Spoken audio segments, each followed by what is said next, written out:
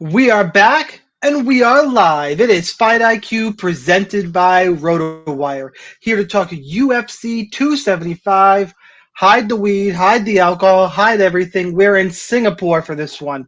Glover Teixeira and Jiri Prochazka for the light heavyweight title, taking on and in the co-main event, not taking on, although might take 4 fighters to beat the UFC flyweight champion Valentina Shevchenko.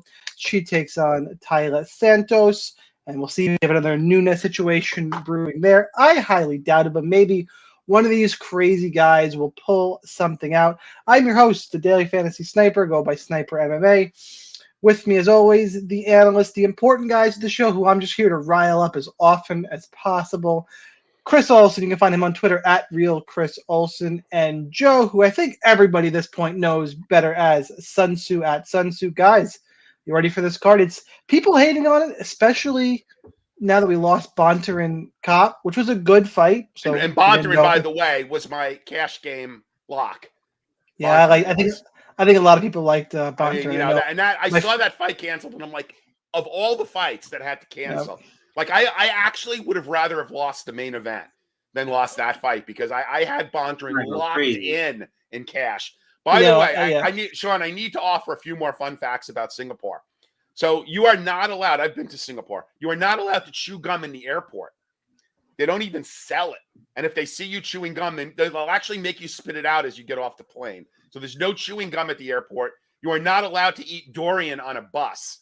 Now, for those of you that don't know what durian is. You shouldn't be allowed to eat durian ever. Well, durian is a very pungent and acquired taste fruit that you will sometimes see in Asian markets wrapped in plastic because of its everybody, imagine what your great-grandmother's downstairs smells like now. And that's what durian smells like. Yeah. It kind of smells like, like Italian grandmothers would like cover up their furniture with plastic. And then you'd come in during the summer with shorts and your body would be all sweaty and you'd stick to the plastic. That's what durian smells like. Anyway, so you can't eat durian on public transportation in Singapore. And they are known for caning people that like do any type of graffiti or desecrate, anything in Singapore. So some of that stuff about Singapore. I'm not against all that. But anyway, like I said, this fight's 1992 or something. Somebody made a song about it, didn't they? Yeah, but I actually, by the way, other than that though, it's a very cool place. There's like there's a great casino there now. That there's a food market. It is really a cool place. That's really all. There's some. I'm going to this card if I could have. I would have gone. Let me try and pull us back here. This card, I like this card. There's a few duds in here. We don't start off great, but I think there's some really interesting fights in here that I'm looking forward to talking about. And hey, Shaun, for those that missed my tweet, I have an angle. I have an MMA math bit of narrative on a fight that no one else, and I haven't listened to everybody's pods this week, but in all the pods that I've listened to this week, no one has seized upon this MMA math narrative on this fight, and I fully expect it to move the lines. So you need to be here live for that. I'm not going to tell you which fight. I'm kind of teasing it, but it is pure MMA math narrative that I fully expect to move the betting line. So you want to get it live. You got it. Shoot me a message or a tweet about what the fight is. Don't tell me what it is. But no, so I want to build up the intro to it. It's going to fall flat. Okay, I'll put it in private chat. I want anybody else. Don't worry, hi Mark Water. He will give you the math. It's gonna draw you in. Hit the subscribe button. Hit the subscribe. Anyway, you got anything, Chris, to add to our nice little intro here? I do. I think when you were talking about this card is actually pretty good. I think it is, but I'm reminded of a certain Eddie Murphy bit that I won't do the whole thing of, but it's like if you're hungry and somebody gives you a cracker and you haven't eaten in a couple of weeks, you'll think it's the best thing you've ever eaten in your entire life. And that kind of reminds me of this card because we've been treated to a lot of duds. We do have the 2 title fights, only one in which we expect to be competitive, I guess, depending on who you ask. Maybe certain people think neither of them will be, but I guess I just gave away my main event. But regardless, I do think that it's a fun card and there's a lot of angles to get into, and so let's get into it. Before we do that, guys, make sure and subscribe to the podcast on RotoWire MMA, both now on YouTube and on, I was going to say Apple Podcasts, but wherever you listen to your podcast, it is RotoWire MMA. Make sure you go to rotowire.com/free for a 10-day free trial to all their premium content. No credit card required. Last thing I'm going to plug, I guess, the right word. And guys in chat, welcome. All you guys in chat, I want to get it going. I need some ideas because I'm going to be in Vegas for UFC 276. I don't know. I want to do the show. I could be at the. I mean, I don't know exactly how this is going to work. So anybody got any bright ideas or fun things we can do? Because I don't think Vegas Wi-Fi is going to hold up. But I want to join you. So anybody's got any bright ideas, let us know. Otherwise, God, biggest card of the year, and could have Chris hosting this show. That's scary. All right, let's. Finally, you've had your chance before. You don't like it when I'm gone. You miss me. No, I do miss. We'll find a suitable replacement if you can't make it. All right, we got one of the fights I'm not super excited about to start with, but Joseline Edwards, 8,700 on DK, $18 on FanDuel. Ramona Pasquale, 7,500 on DK, 11 on FanDuel. Edwards the favorite, -160. Comeback on Pasquale, +140. Frankly, this line to me feels like it should be wider. I don't see Ramona Pasquale as a high-level MMA fighter. And Edwards might be 1-2 in the UFC, but I think she's a better athlete. I think she's got better technique. Unless some funky grappling here. I think Edwards wins. I don't know how high she scores. I have to start with. Actually, wait. I got to do quick math because I know what. No, Chris, you're first. Chris has to go first. Chris has to go first on the odd number fights. It's good because, by the way, I'm leaning towards just leaving it like this for the whole way. That way we can have interplay with each other through the whole thing instead of me going back and forth. I didn't take a poll because, this is a dictatorship after all. But who wants to see me and Joe's, you don't look at our faces. I don't have to pull out, if we want to talk about, somebody, we want to cross-talk, then we have to go back and forth. And plus, you see our smiling faces the whole time. Well, what kind of director are you? What kind of show is this? Well, also, I have a face for radio. People need a palate cleanser between me. You and me both. But anyway, we're gonna fly with this and see how it goes. I have spoken, but we are going to our dog pick the first play for Ramona Pasquale just because of her physicality and of the fact that Jocelyn Edwards cannot stay off her back. She's been taken down 8-9 times in her first two fights, more than 22 minutes of control time in 2 15-minute fights. So I just can't trust it. We know how tough Pasquale is. She was getting beaten on in her. I'm gonna have to check your sources on that and get back to you. But I think she was getting beaten on by Nunes in her last fight. She was able to stand up to much of it. I think the physicality is enough. If she could stay on the feet, could she get this done? Yes, but first of all, I don't trust her to be a finisher at this level. That's number one. Even if I did, I think Ramona's tough enough to take it, and I don't trust her to stay on her feet. So I think Pasquale could put up a sneaky big score here just because I think the takedowns play. And so there's the dog right off the bat. Pasquale for the win. Well, Joe, please save me because I'm considering putting a bet down on Edwards. Who you got? Ooh, well, in certain circles, not being able to stay off your back is a very admirable trait. But let's talk about MMA here. Christ. I honestly don't know. First of all, why is this fight at 145? I don't understand. I mean, I've actually had a pretty good record of nailing the first, no pun intended, nailing the first fight on recent cards, and it always gave me a false sense of promise for the slate as a whole, which ultimately ended up blowing up on me. I really don't know what to do here. I mean, I honestly think Edwards is the better fighter, but Chris made some really good points. I am not going to have a lot of exposure to this fight just because I don't know. It looks like our buddy Nan, if you have any inside information on Pasquale, please share it, because I'll be honest, I really didn't put a lot of time into this fight. I see this as very low level, filler fight. Why is it at 145? Makes no sense to me. I'm going to go with the more experienced fighter in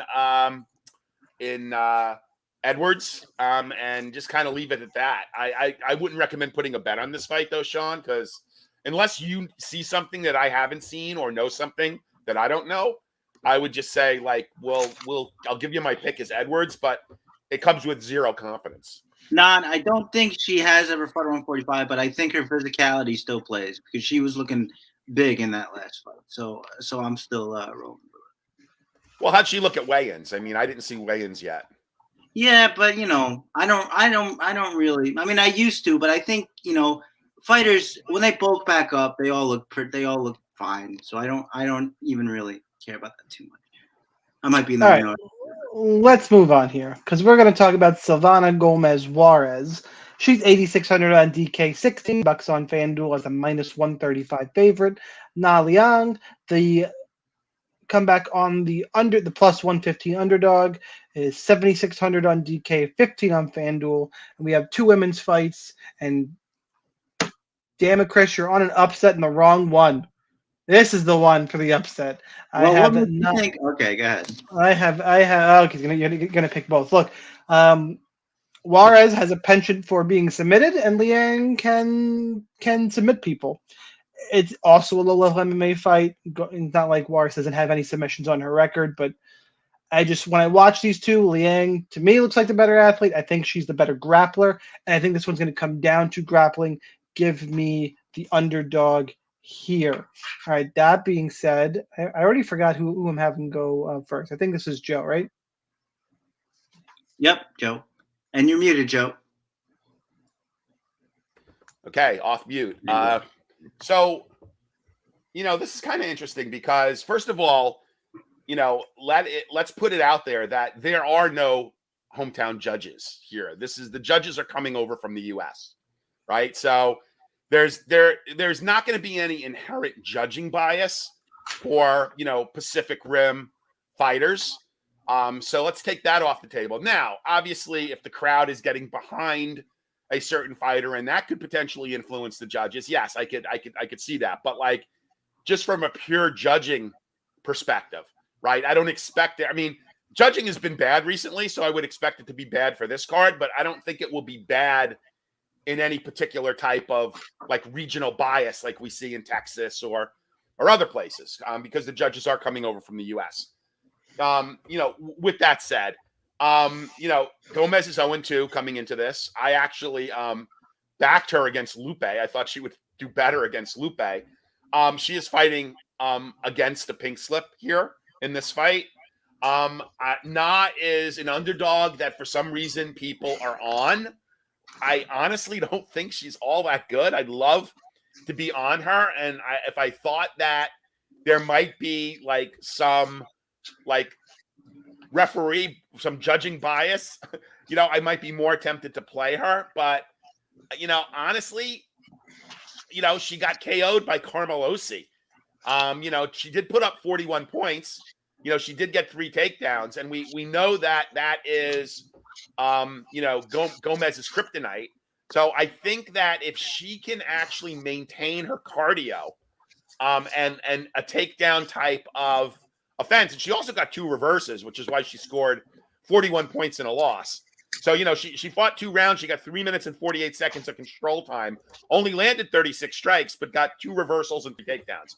So I would say lean towards Na, as a dog, at a decent price at 7.6K. Hope she kind of maintains her cardio and goes to a takedown heavy approach. But I do see the clear striking advantage, just the clear stand-up advantage with Gomez, who is fighting for a pink slip. The UFC is not going to keep her if she loses a third fight. So I'll give a lean towards Na, but not because of any perceived, judging bias. I just think she, if she can maintain a takedown heavy approach and grind and get control time and her cardio holds, I think she has a path to victory. Chris, who you got?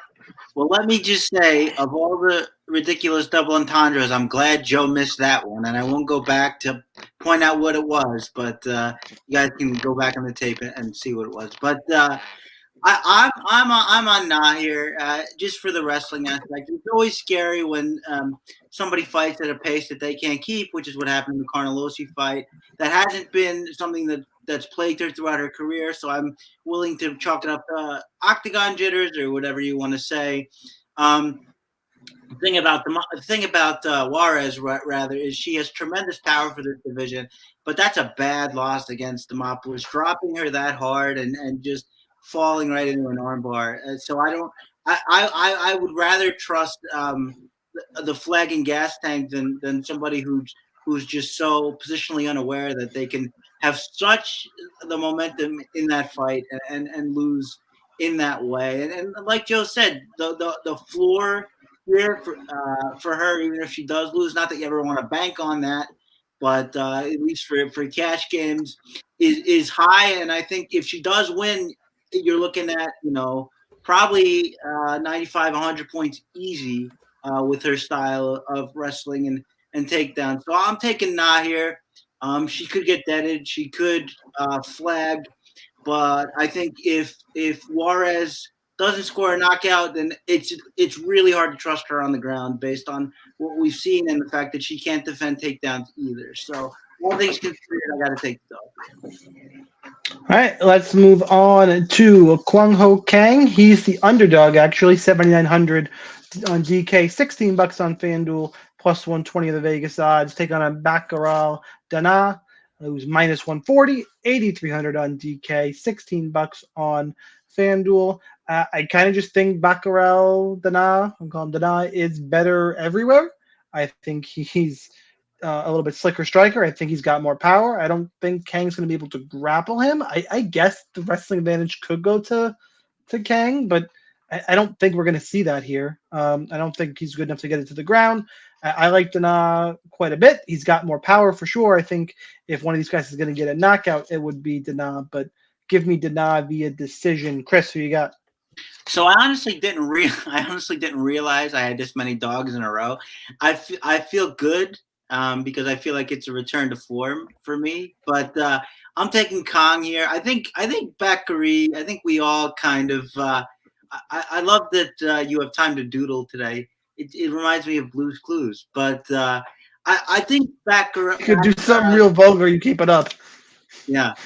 I think Baccarat, like we all fell in love with him because he had the 3 knockouts in a row, but like that's what happens if you run into his strikes. And then last fight we find out what happens if you don't run into his strikes and you can keep your range. And what happens is he tries to lunge after you with the big strikes instead of you coming to him, and it doesn't work out. Now Khan got grappled to town by Hanayaya, which a lot of people do. But I am cognizant of the fact that he can still get stuck there. Bakary is a good wrestler. But I think Kang is strong enough to where, if your jiu-jitsu is not as strong as Hanayaya, I don't think that he necessarily gets stuck there. And I just think he's the better combination puncher. I think he's the more accurate striker. I think Bakary probably has more power, but like he just fought so sloppy against Gutierrez when it was clear that Gutierrez wasn't just going to run into his counter shots. That I think we saw more of the real Bakary than we saw against like Kevin Natividad or somebody. So I'm going to go with Kang. Joe, you got? Yeah, so I'm going to go with Denal. I'm going to say he gets back on track.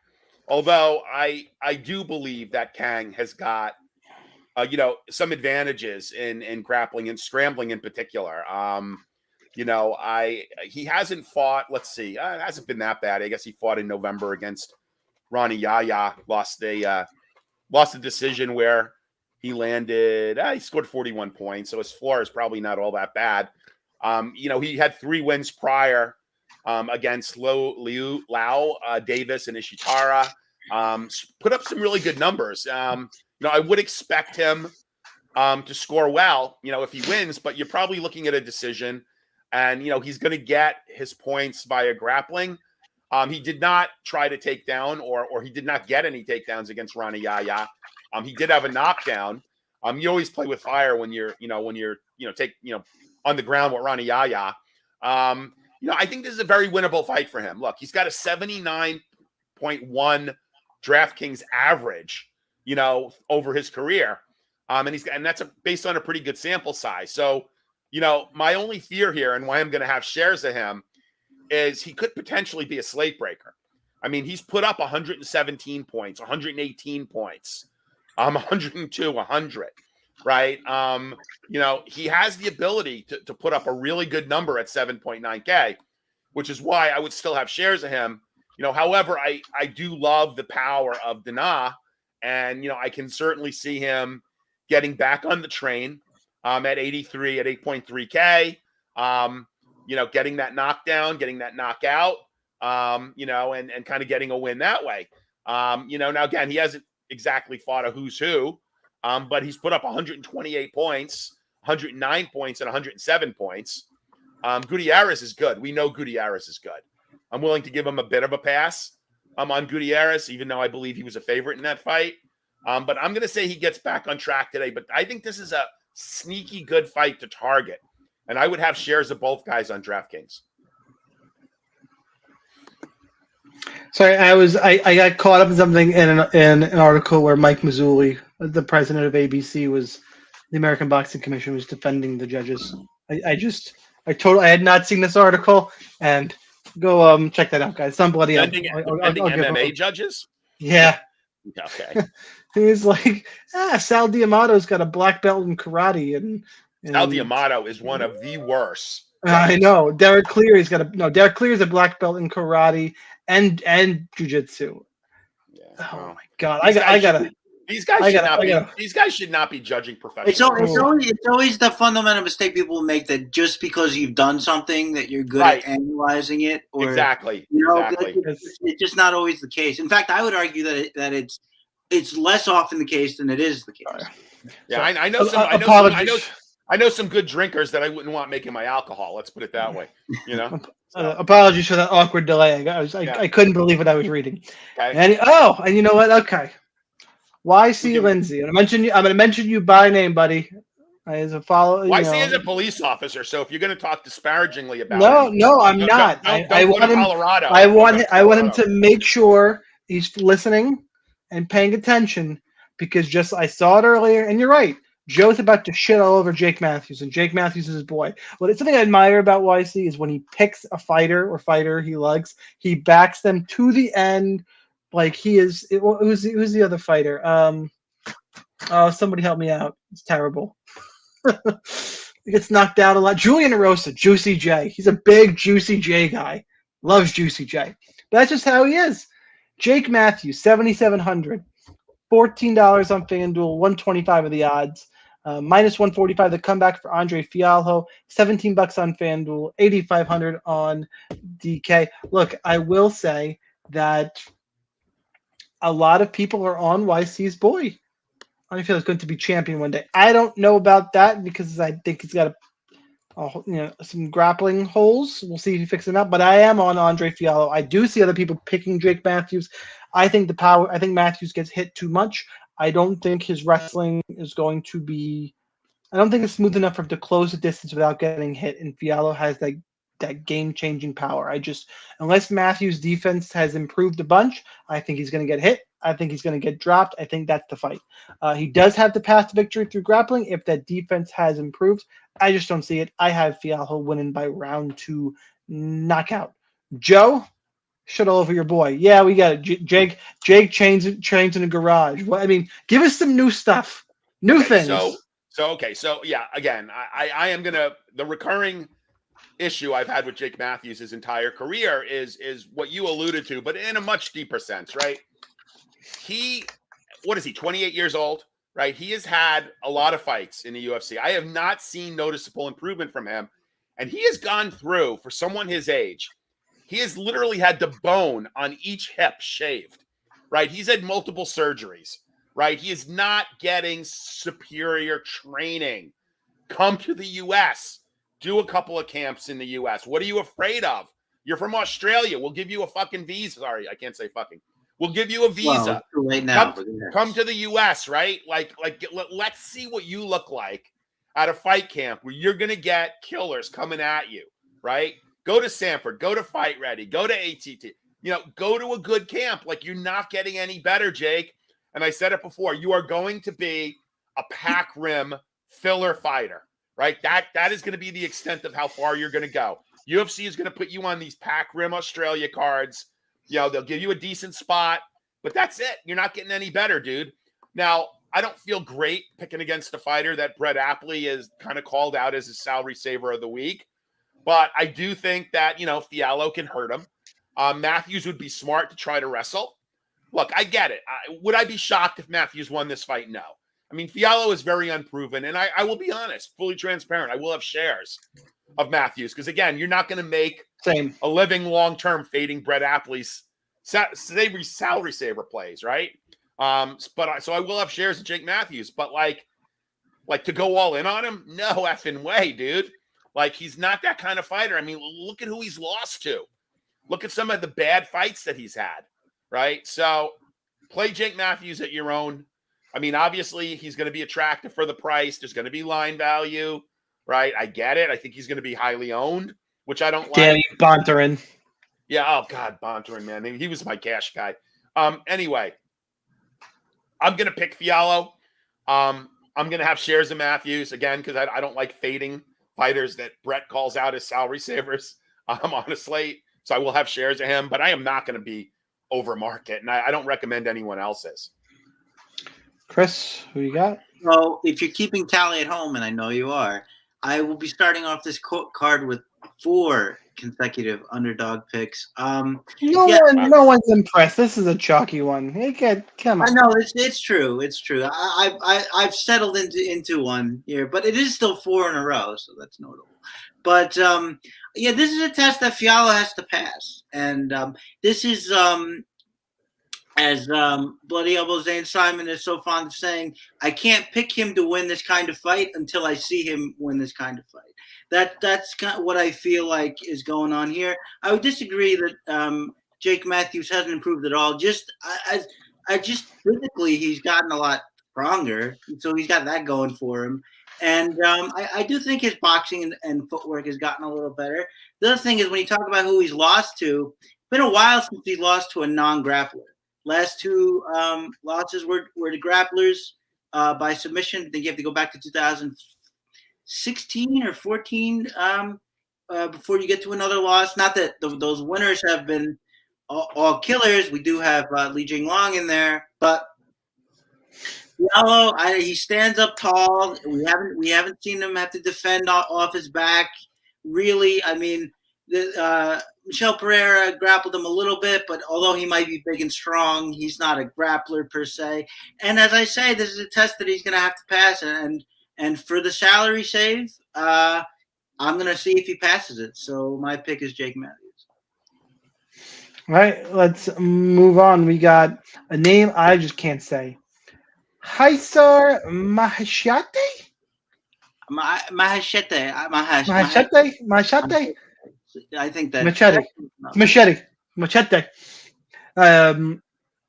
He's 7,800, 10 on DK, $10 on FanDuel, which is real cheap, by the way. I think some FanDuel odds there. 1 plus 150 in Vegas.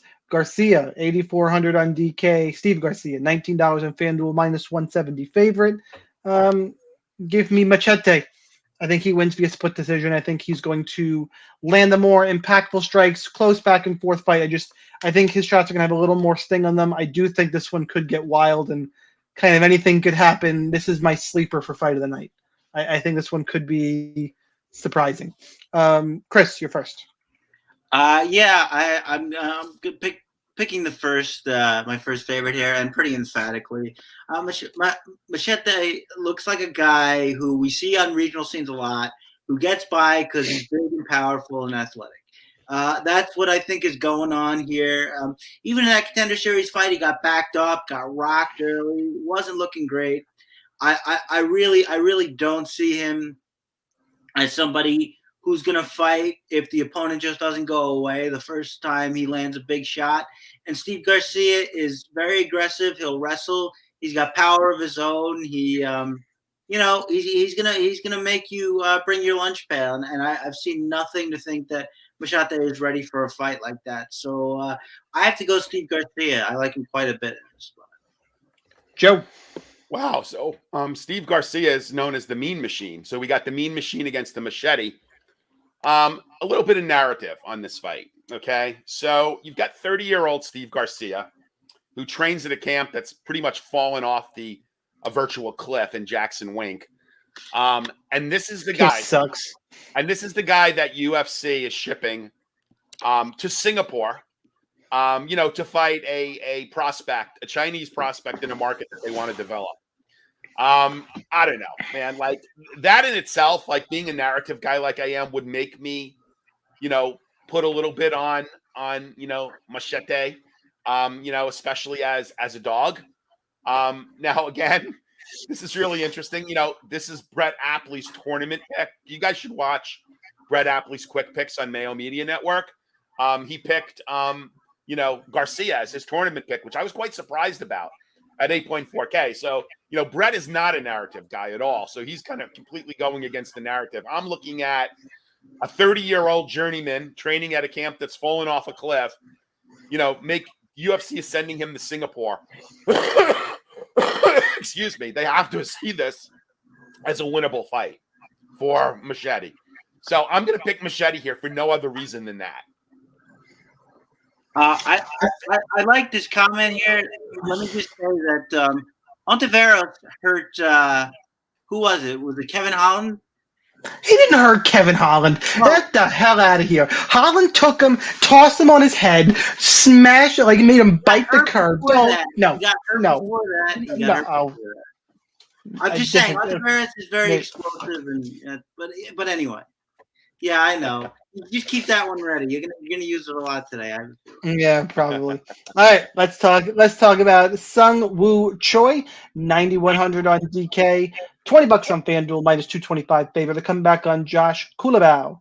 He's plus 185, 7,100 on DK, $9 over on FanDuel, and I struggle to see where he's better than Sung Woo Choi. Anybody got anything for me? I got Choi via decision, and Choi, however he wants to win, in my opinion. Joe, you're first. Yeah. I guess, I don't like the price tag at 9.1, and I would love to be able to find a way for, Kulabau, to win this fight. He put up a whopping 5 points against Turner. He won his last fight by decision, with only 53 significant strikes, no knockdowns, no takedowns, no reversals, and a whopping 4 seconds of control time, and scored 58 points. And he was 9.1K. So he was what we call in the biz as a bust. I just don't see it. I think Choi is good. I don't think he's great. I think he's good. I hate the price tag, but I really don't see him losing this fight. He just got kind of wrestle-effed by Bruce Leroy in his last fight, but he was coming off of 3 wins. Obviously trash can, everybody can beat him, but Zalal and Erosa, not bad fighters. So give me Choi here. Chris. Yeah, I would go, I would give him a little bit of coverage. I don't think, I would rather say he was on the road to easily beating Caceres. Caceres pulled off a nice little back take against the fence, and that was all she wrote. But he got dropped, I think, maybe once officially, but maybe twice actually. And then he had the boneheaded illegal knee, which stopped play when it looked like he might be in there for a finish. But yeah, I don't think much of Kulabau. I think what was it, 0 for 11 on his takedown attempts in the UFC so far. So that's really something, and I think that I don't expect him to be opportunistically able to take the back and sink in a choke in the same way Caceres can. So I'm on Troy pretty heavy. I think he's strong enough physically if he wants to grapple. I think he's got power in his hands. He's the better striker. I think he's better everywhere, and he's the play here for me. I want to boo you about something, but oh well. Brendan Allen, 9,000, taking on Jacob Malkoun at 7,200. Allen is $21 on FanDuel, minus 310. Malkoun, by the way, $8 on FanDuel, 240 plus 245.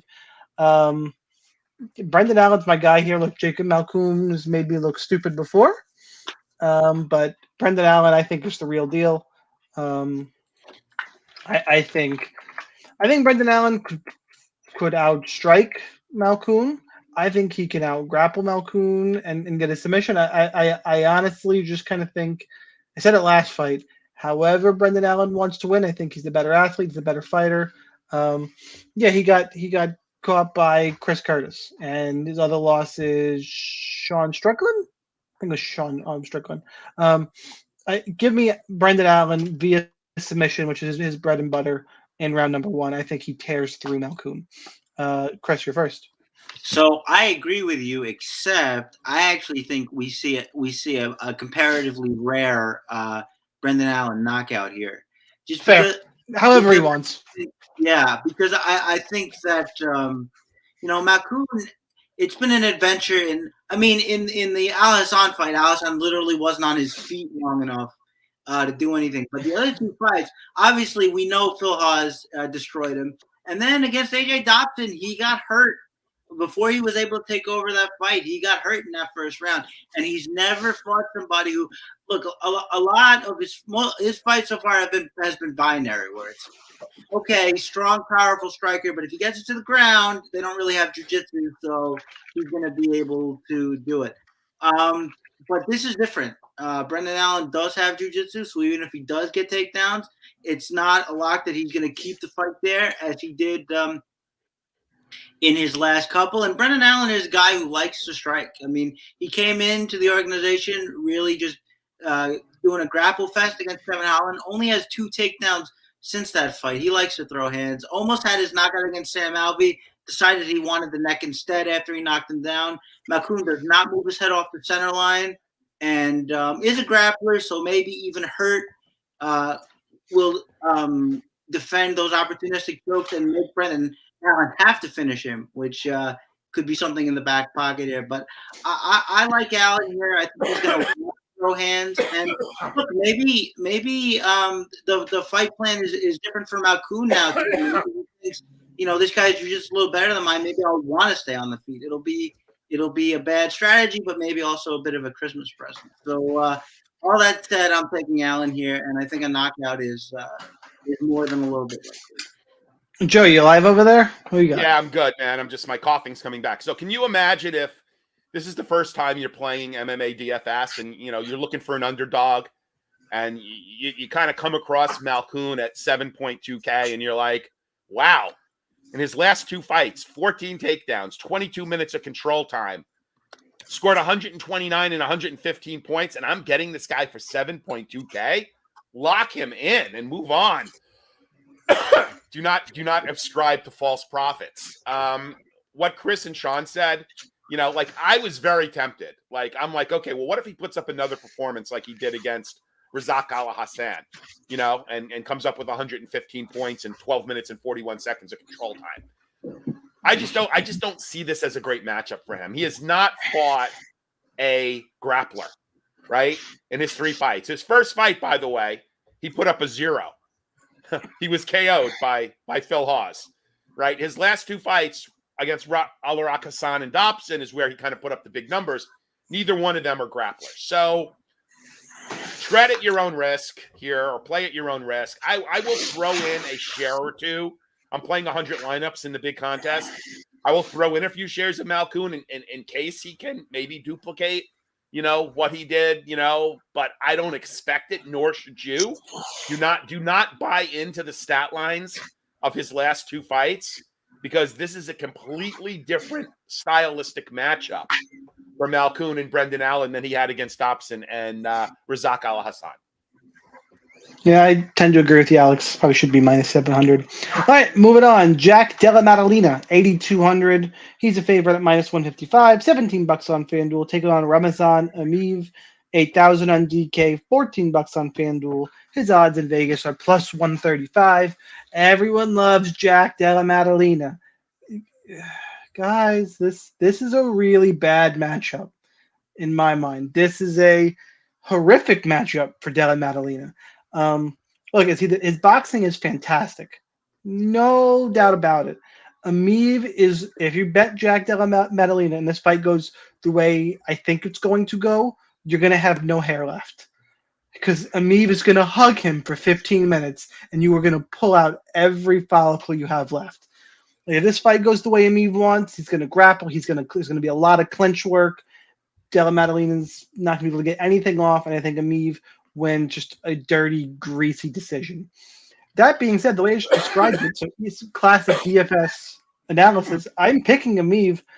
I'm probably going to have more Della Maddalena, because if he does win, it's because he's able to catch Amiv and he lands a big power shot and gets a finish. He's much more likely to get a finish in this fight. There's more upside there.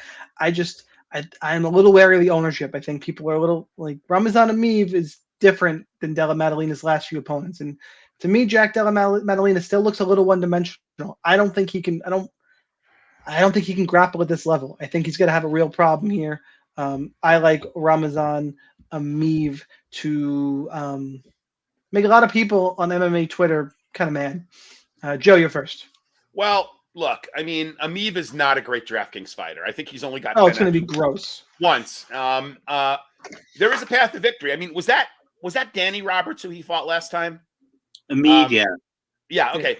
Danny Roberts is not a grappler. I mean, and he found a path to victory. Yes, he was taken down twice. Yes, he was controlled for 3 minutes and 57 seconds. But, he was able to get the W. So, I mean, I'm hoping that Maddalena's coaches kind of watch that fight and see what, how you can actually fight this guy. Not to mention he's a decision machine, Amiv. Again, not a great DraftKings fighter. The guy is what?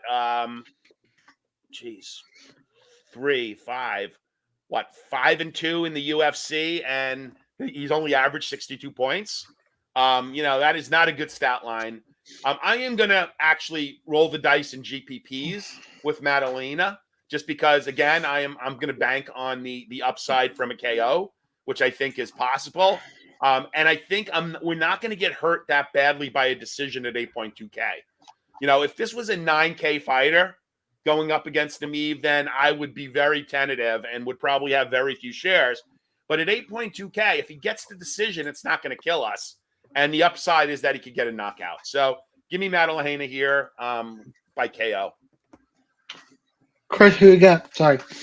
So we're going back to what I guess I'll call the Zane Simon rule again, which is this is a fight that I think that Della Maddalena needs to show me he can win it before I can pick him to win it. I will say that Amiv is more enticing here at 8K just because of all the takedowns and control time. I mean, he's not a favorite of mine, but last one he scored in the 90s. Most of his fights, he's been big favorite. So it's been 91, 9,200. And, it's obviously not conducive to that. But could he put up like 81 and 92, 94 in a win? I think that's doable. And I think that probably plays at 8K. So, but yeah, like Maddalena, I like what he does. I mean, I think everybody in the world picked him in his last fight, but he's just kind of he's so high octane that you got to worry about what happens when he gets dragged into the second and third round. And as far as Amiv by decision, which I think if you're picking Amiv, everybody thinks by decision. That's pretty juiced. It's something like plus 250 or something. So for some reason, the overall notion that this fight's going to finish extends to Amiv. And I don't think it should. So if you're betting on Amiv to win, I think that's the move. I do think he wins. I think there could be some tense moments.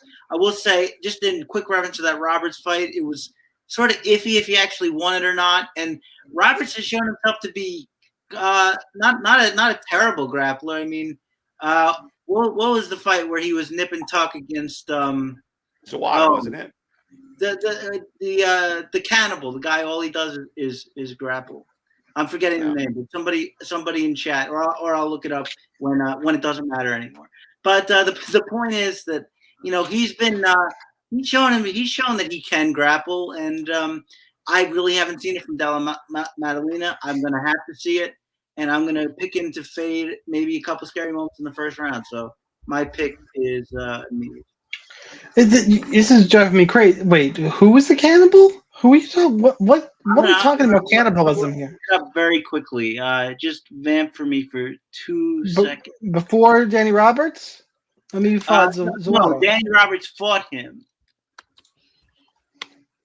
I was trying to explain that Danny Roberts is pretty slick on the ground. Claudio Silva. Claudio Silva. Yeah. There. Anyway. We got that was crawling to everybody. I know.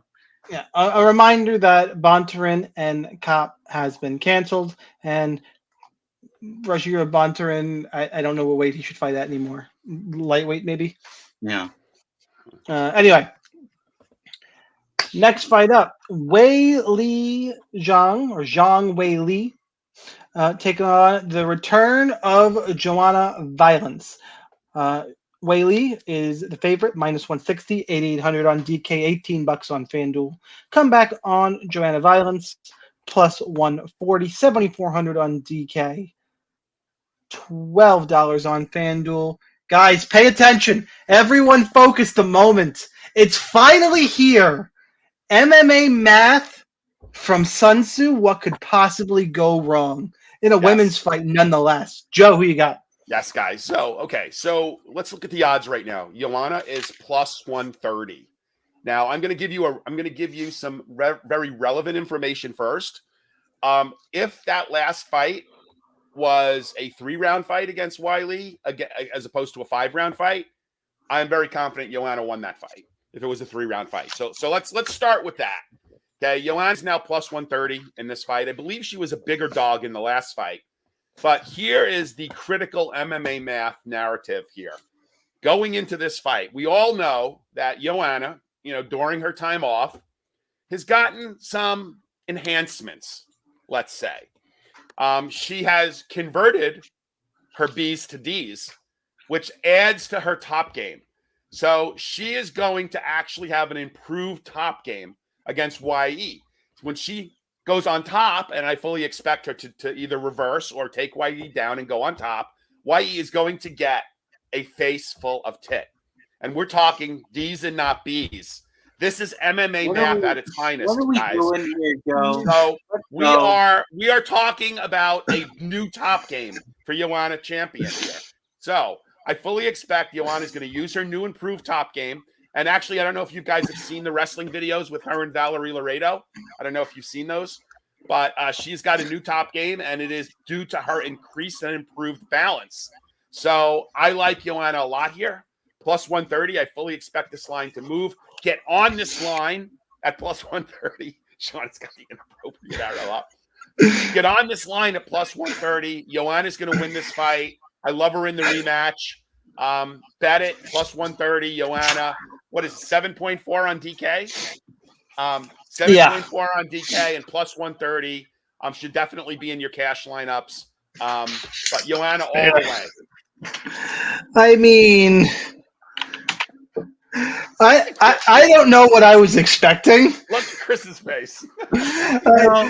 Joe, this is why we can't get on Sirius, by the way. Oh, come on. No. This is the kind of content Sirius needs. They would eat this up. This is what they need. They don't hear, I think that Rogerio Bontorin is going to win. Yeah. No, they want to hear that Joanna's going to take down Zhang Weili and shove her tits in her face. Yeah. And then Valerie Laredo is going to hop the cage and do that ass grindy thing she does. Yeah. Put me and Uncle Weezy on Sirius. We'll get 1 million listeners. No, I mean, could I join? Yeah. I mean, you could be the host. As long as I'm invited, I am totally in. Yeah. So Joanna, all the way, baby. How much lotion did you go through watching those wrestling videos? Like, dude, I'm sick. No lotion. Plenty of mucus to go around with. Hey, what are we talking about? Oh yeah. Yeah. I just want to see if I can get Chris to vomit. Bro, all right.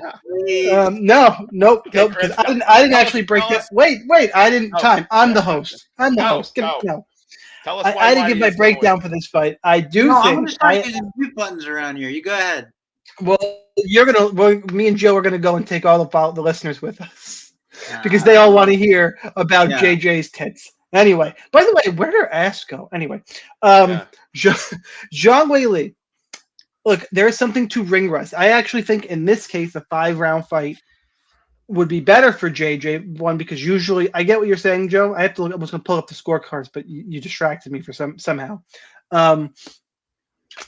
There's something for ring rust here, especially Joanna relies a lot on reads and feints and downloading what her opponent's going to do and executing. She has less time to do that. I think doing that in a live combat situation, sparring is one thing. I'm wondering how quickly she's going to do that. 2 years is a long time out.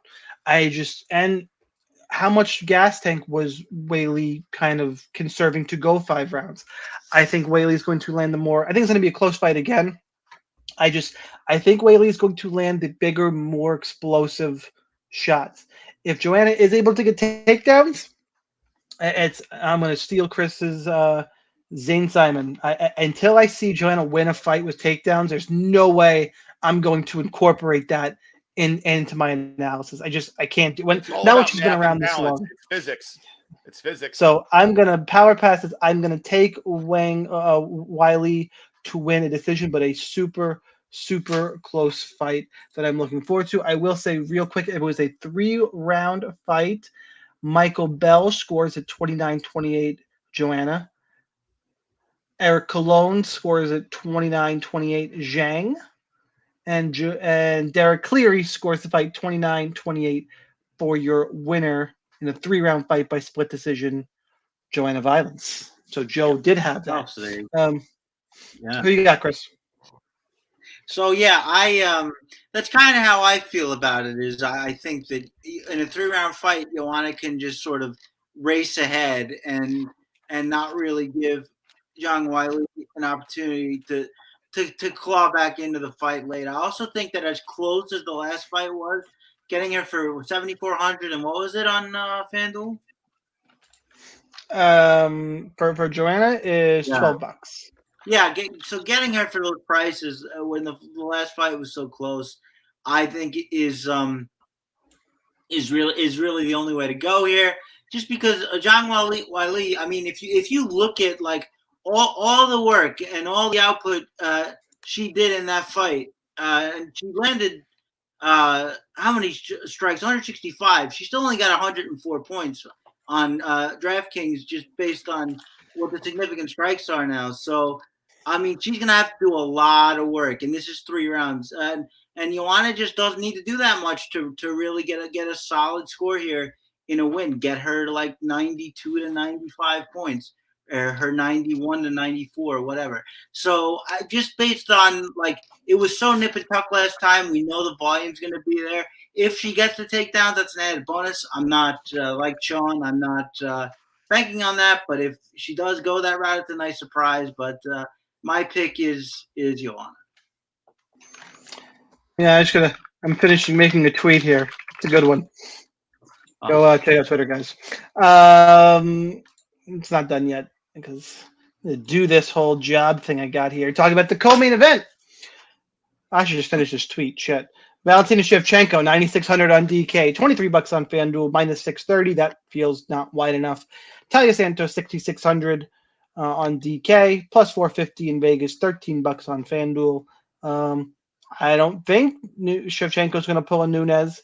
I don't think so, but no, she's just not. I would be stunned. Valentina Shevchenko by 3rd round, I don't know, let's say knockout, and let's say she just soccer kicks Taila Santos because she's bored. I don't know. I don't have anything funny to say here. It just seems like a straightforward Valentina fight. I'm a little worried about her in the long run in terms of exciting fights to make. Like what this flyweight division is actually in a rough spot because the champion's too dominant. We need somebody. God, I'm. When Tatiana Suarez comes back, is she still going to be 115? Anybody know how big Tatiana is? Man, I hope she fights at 125 because we could use that. Anyway, Chris, who you got? Yeah, I'm kind of with you. I think that Joanna can basically do whatever she wants. I mean, it's not just Valentina. Valentina. I said Joanna again on the brain, You did. but yeah, I think Valentina can do whatever she wants. It's not just that like she has the strength advantage now so that she's wrestling. It is that, but she's always been a really accomplished grappler. Not only did she submit Juliana Pena, she swept her first, so it wasn't just like a GDR situation where she caught her in something. She actually outmaneuvered her on the ground and then submitted her. So I don't think she'll have any problem in Taila Santos' guard. I think she's the more fluid striker. I think she's the more accurate striker. I think she's better everywhere. Santos might be a little more interesting just because she got some power, and the recent opponents just haven't had that. But again, I really don't see Santos doing anything. I mean, it's gotten to the point in these. Remember when Jennifer Maia won one round and the announce team was losing their minds. That's how dominant Shevchenko is, and I think this is going to be maybe boring or maybe not so boring, maybe dominant again, and we're all just spellbound on how great she is. But either way, I think she scores big with whatever route she wants to take, and my pick is Shevchenko. I have my hot take ready. I have my hot take on this fight because whatever. Valentina Shevchenko, guys, not that hot. I don't get it. I don't get it. Anyway, dude. People like drool over her. I get she's violent, and I don't know. Anyway, Joe, did you go first? Did you go for this fight yet? Who you got? No, Val. That's it, Val. Okay, cool. No. Let's move on here. Main event time. Glover Teixeira. He is the champion. He is also pretty sizable underdog. Plus 170, 7,300 on DK, $15 on FanDuel. Jiri Prochazka, 8,900 on DK, 22 on FanDuel, minus 200. Look, Glover Teixeira, glad he's champion. Glad he got there done late. During this run, I'm not just going to say he's old. I'm going to get past it, although he is old. I will say during his run, he made a really bad habit, or in his case, because he survived a good habit in getting really hurt, surviving, and submitting somebody. Yeah, Yuri's that's not going to happen.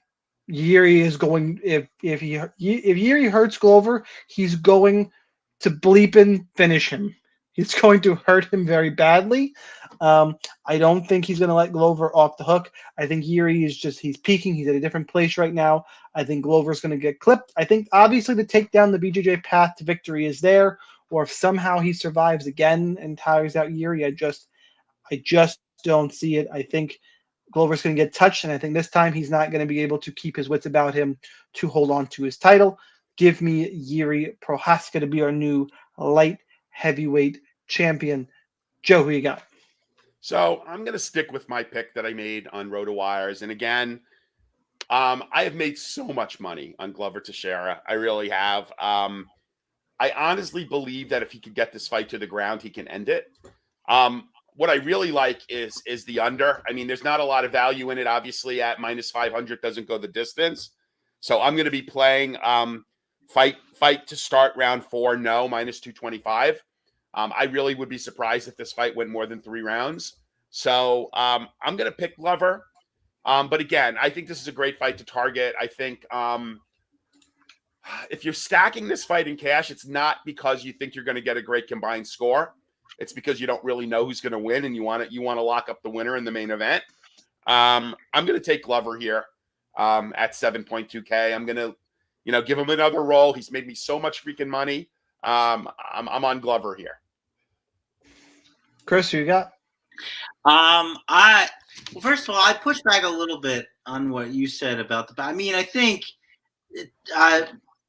Thiago Santos has as much power as anybody in the division. He survived that twice. So, I mean, I think that if he does clip Glover can survive. But I think the Dominic Reyes fight was really instructive for me, because what he did was he got in his face, he pushed him back, he was doing all his great, crazy, inventive striking stuff. He got clipped really, really hard once. And when he did, what did he do? He panic wrestled. That is so dangerous. He can do that against Dominic Reyes, and you could say, oh, maybe he won't do that against Glover. Maybe that's just something he does. Maybe he just panic wrestles when he gets hurt. And if that happens, we know Glover can crack. We just saw him crack Jan Blachowicz. And so I think this is a little bit more than a binary, oh, he's got to take him down, or he's going to lose. I think Glover is an old man, but I think that Glover is better now than he was when he fought John Jones the first time. I really do. I think his wrestling is better. I think his boxing is better. And I just think that, he's way more solid now. He's good at limiting damage. And the other thing that I wanted to write in my preview, but I had forgotten, but I remember now, is that Prochazka's leg is right there. The way he stands, his leg is right there. Glover loves snatching those single legs. That's what he does. That's what he likes to do. So I think that even if Prochazka has him backed up, I think he can just grab that single leg, run the pipe, and go to town. I'm a little worried about this is very specific, but like elbows that we saw Carl Roberson do to him. Maybe that could come into play, but that's too narrow to hinge a fight on. Obviously, Yuri can knock him out, but I just see too many ways Glover can win, and if he can survive that storm, and we've seen him do it enough in the past, I just think he's going to do it. So give me and still Glover Teixeira. I'm the Olympic and Yuri. This is crazy. Anyway, let's go to hot takes, guys, in chat. First of all, check out the link I just posted. Make sure and retweet that on Twitter. I'd really like that to go viral if possible. My first ridiculously viral tweet would be much appreciated here. So everybody go like it, retweet it, all that fun stuff. Okay. I got a hot take. Hang on. Wait. We got to go to rotowire.com/free for a 10-day free trial to all their premium content. No credit card required. We love you, RotoWire, and letting us abuse Chris is fun. Now, Joe, hot take. Okay, so I'm going to give you guys a bet. I'm going to go JJ plus 130. Wait, hang on 1 second, because I'm actually we're going to do this here. We're going to do this as this is what you guys should be doing. Yeah, Shaun, you should opt in for the parlay boost too on DK. I got it. Don't worry. It doesn't really help because you can't copy and paste it. But I did. So I got JJ plus 130. In the Glover Yuri fight, I've got no to start round 4 minus 225, and I got Valentina to win by any knockout, submission, or DQ minus 165. And I'm putting $250 on that. The actual odds are plus 453 with the boost. It's plus 520. So my $250 will return $1,550.70. Now, what I'm also doing, I'm going to hedge this by essentially taking JJ. Fight doesn't go for Tex and Jiri and Valentina straight up. So I'm going to hedge this with that bet, which is obviously a lot lower odds, approximately 2-1. So I'm going to do that as a hedge. For my 250. But I kind of like this. I like this. I think that in a 5-round fight, Val can certainly finish Santos, and you get much better than minus 630 on that. I really would be surprised if the Tex fight went, started round 4, went beyond 3 rounds. And I'm very, I like JJ. I told you guys why. So. Yeah, JJ, it's under. Well, I put under 3.5. We'll get a little bit extra juice there. 4, yeah. And then what was the last piece of that? It was Val by any finish. DQ Val to the distance. So minus, not inside. Yeah, inside the distance. Minus 165. All right, put up Wills here, because I've heard this a lot. Like, I think it's going to rain underdogs. Hey, maybe, but here, this is, and I'm not hating on you, Will. I'm not at all. I'm just, a lot of people are on dogs this week. You know that place I'm going to in a few weeks called Las Vegas? They built in a fucking desert. They built that place on people thinking they were smarter than these lines.